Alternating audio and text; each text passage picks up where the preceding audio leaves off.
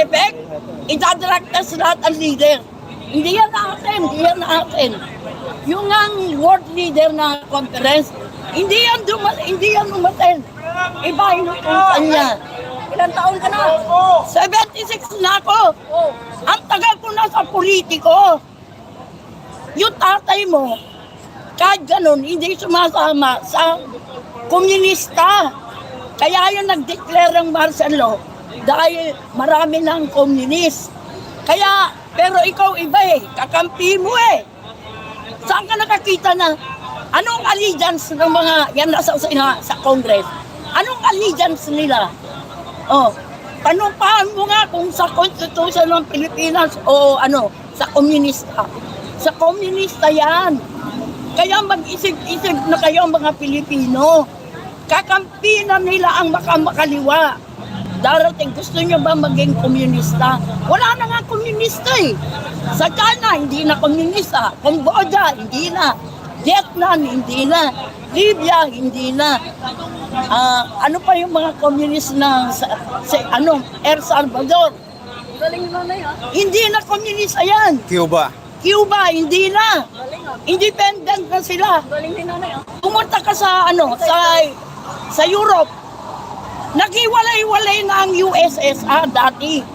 Wala na. Serbia, Ruthenia, Croatia. Iwalay-walay na lahat. Wala nang Yugoslavia.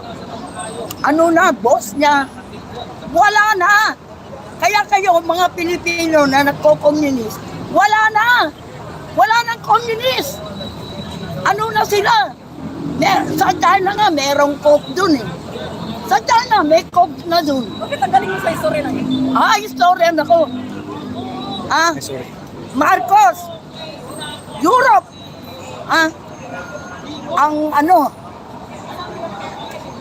Europe, America, Russia. Wala na yan. Hindi na sila communist. Dito na lang. Anong communist? Wala nang communist dun. Na sila? Independent na sila. Dito lang. Ewan ko paanong communist yan. Local communist. Dinadala sa bundok yung mga anak nyo. Ang nagsasabi na yung kasama ninyo, kasama ng mga yung mga indigenous people. Kasama nila yung dating kadre. Si Ka Eric. Alam niya alam niya lahat. Yan si Frank Castro. Yung si Raul Manuel ba yun? Lumalaki ang batang pangit. Ang pangit mo, Raul Manuel. Gusto kita makadibate.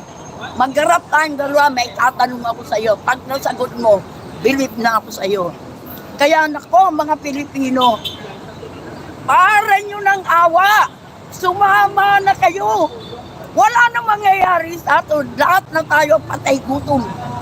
Ang bahala at ang bilhin, yung 1,000, wala yun. Uupa ka ng bahay. Magbayad ka ng kuryente, tubig.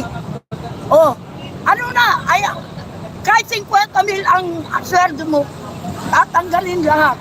Ano na matitira? Magpaparal ka ng anak. Saksakan ng, nako!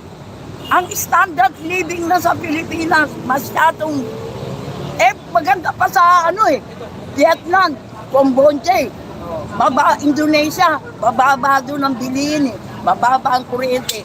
Sino naman sinasabi nila na pupunta rito ang mga mag-i-invest? Ang mahal nga ng kuryente. Paano mag-i-invest? Lugi. Kaya hindi sila pupunta rito. Yung Colgate Philippines, nasaan? Nasa na tayo, Indonesia, Cambodia.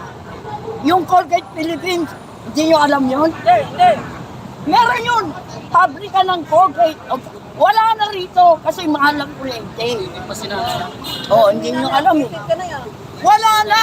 May nag-commit dito. Bawal daw magkasakit sa 2025. Dahil wala na tayong pilin. Yan. Katulad sa PhilHealth. Saan na yung pera ng PhilHealth? Nasaan na yung pera ng Maharlikapan? Lahat yung kinunan nyo, yung Central Bank. Nasaan na yung ginto na binenta nyo? Hindi nyo masabi. Hindi nyo sinasabi. Laging confidential fund. Lahat kayo may confidential